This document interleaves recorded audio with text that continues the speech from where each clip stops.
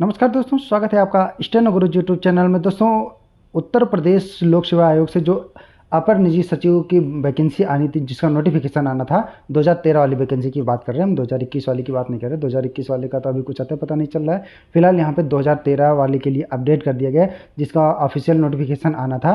ठीक है, नोटिफिकेशन के बाद आप अपना फॉर्म सबमिट कर पाएंगे। तो यहाँ पे देखिए, आयोग की तरफ से अपडेट कर दिया गया, क्या क्या अपडेट आया है। ठीक है, ये एक अपडेट नोटिस है और हम लोग चलते हैं विस्तृत विज्ञापन देख लेते हैं। विस्तृत विज्ञापन में क्या कुछ परिवर्तन किया गया है। ठीक है, कौन कौन से आप ओ लेवल या ट्रिपल सी के इक्विवेलेंट कौन से सर्टिफिकेट लगा सकते हैं, क्या एक आपकी योग्यता रखी गई है, क्या इसमें भी फीस सबमिट करना है, कितने ग्रेड पे की पोस्ट है, ये गेस्टेड है, नॉन गेस्टेड है, कंप्यूटर टाइपिंग टंगड़ पे होगा या कंप्यूटर पे होगा, शॉर्ट हैंड टेस्ट कितने मिनट का होगा, सब कुछ डिटेल में जानेंगे। तो उससे पहले दोस्तों, अगर अभी तक आपने हमारे चैनल को सब्सक्राइब नहीं किया तो प्लीज़ सब्सक्राइब करके नोटिफिकेशन बेल जरूर ऑन करना। दोस्तों, इसका प्रीवियस पेपर भी हमने अपलोड कर दिया। अगर आपने नहीं देखा तो आप हमारे प्ले लिस्ट में जाएंगे, वहाँ पे आपको मिल जाएगा। जो पिछले साल यानी कि 2013 में जो एग्ज़ाम हुआ था, उसका जो है पेपर भी हमने अपलोड कर दिया है। ठीक है, तो चलिए देख लेते हैं विस्तृत विज्ञापन क्या है। यहाँ पे देखिए दोस्तों, जो यहाँ पे लिखित संभावित तिथि, इसके बारे में मैंने एक कंप्लीट वीडियो बनाया था। हम लोग वेट कर रहे थे नोटिफिकेशन आने के बारे में, तो नोटिफिकेशन आ गया है। वेबसाइट पे भी आप जाके विजिट कर सकते हैं, देख सकते हैं। नहीं तो नोटिफिकेशन टेलीग्राम पर भी शेयर कर देंगे। तो आइए विस्तृत विज्ञापन देख लेते हैं।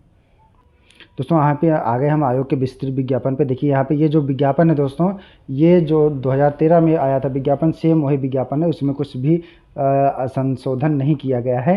ठीक है, जो वहाँ पे जो कंडीशन लागू थी वही है। यहाँ पे मोटी मोटी चीज़ें हम देख लेते हैं कि क्या क्या है। दोस्तों, यहाँ पे पहले देखिए, जो महत्वपूर्ण लिखा गया है कि इसमें पहले ही लाइन पे देखिए कि पहला नंबर लिखा गया है कि इस विज्ञापन के अंतर्गत आयोग द्वारा केवल उन अभ्यर्थियों के अभ्यर्थन पर चयन पर या विचार किया जाएगा जिन्होंने विज्ञापन संख्या 2013 के सापेक्ष आवेदन सबमिट किया था। ठीक है, नए कैंडिडेट के लिए विज्ञापन आमंत्रित नहीं किया जा रहा है। केवल पुराने कैंडिडेट जिन्होंने फॉर्म डाला था, चाहे वो एग्ज़ाम दिए थे या नहीं दिए थे, अगर फॉर्म सबमिट किए थे उस टाइम 2013 में, तो वो अपीयर हो सकते हैं इस वाले एग्ज़ाम में।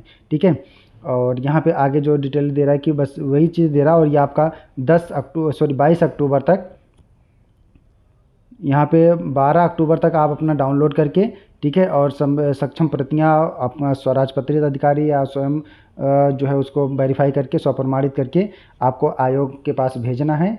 चाहे आप स्पीड पोस्ट भेजिए, चाहे आप उधर रहते हैं तो आप डायरेक्ट जाके बाई हैंड भी जमा करा के आप अपना रिसीविंग ले सकते हैं। ठीक है, तो वहाँ पे रिसीविंग मिल जाएगा, आप उसके लिए परेशान ना हो। आगे यहाँ पे देख लेते हैं। अगर रिक्तों की संख्या की बात करें तो 176 पोस्ट थी। ठीक है, जैसा आपने पहले ही देख लिया है। और यहाँ पे अगर हम वेतनमान की बात करें तो दोस्तों, ये है तो 4800 ग्रेड पे, बट ये नॉन गेस्टेड है, यानी कि अराजपत्रित है। ठीक है, राजपत्रित नहीं है, गैजेटेड नहीं है, ये नॉन गेस्टेड है। ठीक है, तो लेकिन है 4800 ग्रेड पे का। ठीक है, जैसे आपका 4800 ग्रेड पे कुछ जो होते हैं वो गेस्टेड भी होते हैं, लेकिन इसमें जो है वो नॉन गेस्टेड है। ठीक है, तो इसमें इस नोटिफिकेशन में ज़्यादा कुछ बदलाव नहीं किया गया है। ठीक है, सब कुछ वही जो पुराना वाला नोटिफिकेशन था 2013 वाला, वही रखा गया है। यहाँ पे दोस्तों हम लोग बात कर लेते हैं योग्यता के बारे में बात करते हैं। ठीक है, बाकी कैटेगरी वाइज ये आपको छूट वूट वो सब वही रहेगा, लागू रहेगा। आयु सीमा सब वही पुराना ही है। ठीक है, आयु सीमा आपका 21 साल से 40 साल का होना चाहिए। और आपका जो है वो कैटेगरी वाइज यहाँ पे छूट भी दिया जाएगा। हम लोग बात करते हैं देखिए 6ठे नंबर पे। अगर आपको ये रीडेबल ना होगा ना तो हम पीडीएफ शेयर कर देंगे, वहाँ पे भी आप देख लीजिएगा। ठीक है, यहाँ पे 6ठे नंबर पे देखिए शैक्षिक अर्हता दिया गया है कि आप उत्तर प्रदेश सचिवालय व्यक्तिगत सहायक सेवा नियमावली 2001 के संशोधित या प्रथम संशोधन नियमावली 2005 के अनुसार शैक्षिक अर्हता क्या है कि आप कहीं से भी ग्रेजुएशन होना चाहिए, यानी कि भारत के विधि द्वारा स्थापित विश्वविद्यालय से, चाहे आप ग्रेजुएट होना है, चाहे आप उसमें बीए हो, बीकॉम हो, बीएससी हो, बीटेक हो, कुछ भी हो, ग्रेजुएट के इक्विवेलेंट होना चाहिए। ग्रेजुएट और उसके समकक्ष डिग्री आपको रखना चाहिए। दूसरे नंबर, हिंदी आशुलेखन और हिंदी टंकण में क्रमशः न्यूनतम 80 शब्द की स्पीड आनी चाहिए आपका, और टाइपिंग में 25 शब्द प्रति मिनट की स्पीड होना आवश्यक है। ठीक है, आगे लिख रहे हैं कि निम्नानुसार कंप्यूटर का ज्ञान भी होना चाहिए। और कंप्यूटर के ज्ञान में दोस्तों डोएक या नाइलेट का CCC आपके पास होना चाहिए। अगर CCC नहीं भी है तो यहाँ पे देखिए ऑप्शन दिया गया है कि माध्यमिक शिक्षा परिषद उत्तर प्रदेश द्वारा संचालित पाठ्यक्रम या सरकार द्वारा उसके समकक्ष मान्यता प्राप्त कोई भी पाठ्यक्रम, यानी कि CCC आपका 6 महीने का होता है, तो 6 महीने का जो भी आपके पास कंप्यूटर का है, चाहे PGDCA हो, ADCA हो, जो भी होता है, बहुत सारे DCA BCA करा के आप लोग बनवा के रखिए, आपको पता ही है। ठीक है, तो वो सब यहाँ पे वैलिड हो जाएगा। ठीक है, तो कंप्यूटर के लिए यहाँ पे ज़्यादा परेशान होने की ज़रूरत नहीं है, इसके इक्विवेलेंट दिया गया CCC नहीं है। तो आपके पास जो भी कम से कम 6 महीने का प्रमाण पत्र होना चाहिए वो यहाँ पे वैलिड होगा।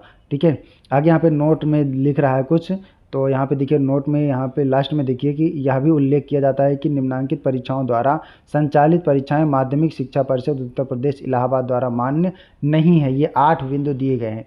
ठीक है, 8 बिंदु दिए गए जो आपके ये परीक्षाएं कराती हैं। हिंदी साहित्य सम्मेलन इलाहाबाद द्वारा संचालित प्रथमा मध्यमा विशारद परीक्षा, ये सब से अगर आपने हाई स्कूल या इंटर किया है तो ये मान्य नहीं होंगे। यहाँ पे आगे हम देख लेते हैं, यहाँ पे 4 दिख रहा है ना आपको, चारों इसको पढ़ लीजिएगा आप लोग, और यहाँ पे 4 और दिख रहा है। ठीक है, यहाँ पे देखिए 8 परीक्षाएं हैं जो अगर यहाँ से आपने किया है तो आप ये वैलिड नहीं होगा। ठीक है, आगे दोस्तों इसमें बात करते हैं। बाकी यहाँ पे आपकी आयु सीमा का तो आपने देख ही लिया। 7वें नंबर पे देखिए आयु सीमा का गणना करें कि 1 जुलाई 2013 को 21 साल और मैक्सिमम जो है 40 वर्ष रखी है। ठीक है, 21 साल कंप्लीट कर लिए होंगे। ठीक है, तो उस टाइम जो कंप्लीट किए होंगे वही फॉर्म अप्लाई किए होंगे, क्योंकि वही नोटिफिकेशन है, इसमें ज़्यादा कुछ परिवर्तन नहीं किया गया है। ठीक है, और यहाँ पे देखिए ये लिख भी रहे हैं कि 2 जुलाई 1973 से पहले और 1 जुलाई 1992 के बाद का जन्मतिथि नहीं होना चाहिए। ठीक है, और यहाँ पे दोस्तों देख लेते हैं रजिस्ट्रेशन वगैरह, यहाँ पे सब कुछ वही डिटेल रखा गया है। आपको सब कुछ भरना है। OMR कॉपी भी आपको ओरिजिनल सबमिट कर देना है। कॉपी आप ले आ पाएंगे अपने साथ। ठीक है, उसकी प्रतिलिपि दी गई। 2 पेपर होगा इसमें, आपको पता ही है कि पेपर पहला जो है ऑब्जेक्टिव टाइप का होगा, दूसरा डिस्क्रिप्टिव टाइप का होगा। ठीक है, और ऑब्जेक्टिव डिस्क्रिप्टिव दोनों का प्रश्न पत्र हमने अपलोड कर दिया है। अगर आपने नहीं दिया है या नहीं देखा है या आपका मिस हो गया है तो आप वहां से जाके डाउनलोड करके भी उसको देख सकते हैं, पेपर का स्टैंडर्ड समझ सकते हैं। बाकी हम सिलेबस की तो यहाँ बात कर ही रहे हैं। सामान्य अनुदेश दिया जा रहा है यहाँ पे। ठीक है, सामान्य अनुदेश में दोस्तों वही आरक्षण, आयु सीमा, छूट, यही सब है। ठीक है, आगे हम लोग बात कर लेते हैं स्किल टेस्ट परीक्षा की। अनुसूचित जाति या अन्य पिछड़ा वर्ग के लिए यहाँ पे कैटेगरी वाइज ये दिया गया है। ठीक है, इसको ध्यान दीजिएगा। और यहाँ पे आयोग में उनकी पात्रता, आयोग कह रहा है कि यहाँ पे देखिए कि आयोग कह रहा है कि अभ्यर्थियों को उनकी पात्रता के संबंध में कोई परामर्श नहीं देता है, इसलिए उन्हें विज्ञापन को सावधानीपूर्वक अध्ययन करना है, उसके बाद आपको अप्लाई करना है। ठीक है, अगर आप एलिजिबल हैं तभी करिएगा। ठीक है, अदरवाइज नहीं करिएगा। यहाँ पे दोस्तों अलग से आपके लिए कोई फीस नहीं मांगा जा रहा है। आगे यहाँ पे प्रमाण पत्र का प्रारूप दिया गया है कि किस प्रमाण पत्र में होगा। और यहाँ पे दोस्तों अगर हम एग्जाम सेंटर की बात करें तो एग्जाम सेंटर आपका लखनऊ होगा अथवा इलाहाबाद होगा। 2 ही एग्जाम सेंटर यहाँ पे बनाए जाएंगे। ठीक है, लखनऊ अथवा इलाहाबाद, तो दोनों में से कहीं भी पढ़ सकता है, जहाँ पे भी उन आयोग की मर्जी वो आपको दे सकते हैं। ठीक है, तो इस बात को ध्यान रखिएगा।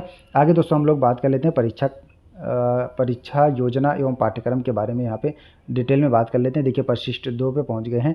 परिशिष्ट 2 क्या कह रहा है कि पहले तो आपका रिटन एग्जाम होगा। रिटन एग्जाम के बाद यहाँ पे हिंदी आशुलेखन एवं अपर निजी सचिव पद हेतु 80 शब्द प्रति मिनट और हिंदी टंकण में 25 शब्द प्रति मिनट की गति होना आवश्यक है। अभ्यर्थियों से अपेक्षा की जाती है कि वे उक्त निर्धारित गति में 5 मिनट की अवधि में बोले गए हिंदी गद्यांश का टाइपराइटर पर लिप्यांतरण करें। ठीक है भैया, यहाँ पे कंप्यूटर नहीं दिया जाएगा, टाइपराइटर ही दिया जाएगा, क्योंकि 2013 में टाइपराइटर ही दिया गया था, जिसके लिए उन्हें 1 घंटे का समय दिया जाएगा। गद्यांश का चयन इस दृष्टिकोण से किया जाएगा जिससे न केवल आशुलेखन की गति का वरन मुहावरेदार भाषा के ज्ञान का भी परीक्षण हो सके। ठीक है, बाकी अंग्रेजी जो है वो आपका ऑब्जेक्टिव मतलब वैकल्पिक रहेगा। अगर आप अंग्रेजी में भी देना चाहते हैं तो दे सकते हैं, उसके लिए आपको अलग से भी भत्ता दिया जाएगा। अगर आप द्विभाषी भत्ता, अगर आप दोनों लैंग्वेज में देते हैं तो राज्य सरकार की तरफ से जो द्विभाषी भत्ता होता है वो दिया जाएगा। ठीक है, और बाकी हिंदी जो है वो कंपलसरी होगा आपका, हिंदी तो कंपलसरी होगा। यहाँ पे देखिए रिटन एग्जाम का सिलेबस दिया गया है। ठीक है, सिलेबस यहाँ पे देख लीजिए, संक्षेप शब्द और ये पुस्तकें, इन सब से आपके प्रश्न आने वाले हैं। ठीक है, और उसके बाद तीसरे नंबर पे देखिए यहाँ पे हिंदी आशुलेखन प्रश्न पत्र 3 देखिए। यहाँ पे प्रश्न पत्र 2 हो गया। पहला तो आपका ऑब्जेक्टिव, दूसरा जो आपका डिस्क्रिप्टिव हो गया, तीसरा कह रहा है कि हिंदी आशुलेखन अधिकतम अंक 135 विवरण प्रस्तर का में देखें। ठीक है, का में दिया गया है और वही भी बता दिया। और हिंदी टंकण के लिए 15 अधिकतम 15 अंक है। ठीक है, और यहाँ पे अगर आप 25 की स्पीड निकालते हैं तो 10 नंबर मिलेगा, बाकी आपकी स्पीड बढ़ती जाएगी तो वहाँ पे नंबर बढ़ता जाएगा। ठीक है, यहाँ पे ये भी चीज़ दिया गया है। और हिंदी टंकण परीक्षा में अभ्यर्थियों को 25 शब्द प्रति मिनट की गति लाना है। यहाँ पे देखिए इस तरह से मार्किंग की जाएगी। ठीक है, 25 से 29 की स्पीड आएगा तो 10 नंबर, 30 और 30 से 34 की रहेगी तो 11। ठीक है, 50 से अधिक होगा तो 15 नंबर। ठीक, 45 से 49 का होगा तो आपका 14 नंबर। तो इस तरीके से दिया गया है और ये सब आपको टंका टाइपराइटर मशीन पे दिया जाएगा। ठीक है, और सामान्य अंग्रेजी के लिए भी यहाँ पे दिया गया है। उसके बाद आपका जब इन सबको आप क्वालिफाई कर लेंगे, अगर अंग्रेजी का तो ये वैकल्पिक है, अगर आप देना चाहें तो दे सकते हैं, नहीं देना चाहें तो कोई बात नहीं। उसके बाद आपका कंप्यूटर परीक्षा होगा जिसका सिलेबस ये दिया गया है। ठीक है, आई होप कि वीडियो आपको समझ में आ गया होगा। अगर कुछ कन्फ्यूजन है तो कमेंट करके पूछ सकते हैं। यही था, नोटिफिकेशन में कुछ खास बदलाव नहीं है, सब पुराना नोटिफिकेशन ही है। आपको अब टाइपराइटर पे ही प्रैक्टिस करना पड़ेगा। ठीक है, अगर आपको स्किल टेस्ट निकालना है तो, क्योंकि 2013 के बाद से हमें नहीं लगता कि आपने टाइपराइटर मशीन छुआ होगा। अब तो टाइपराइटर मिलना भी बहुत मुश्किल होगा। फिलहाल मिलते हैं नेक्स्ट वीडियो में, तब तक के लिए बाय। Thanks for watching. जय हिंद, जय भारत।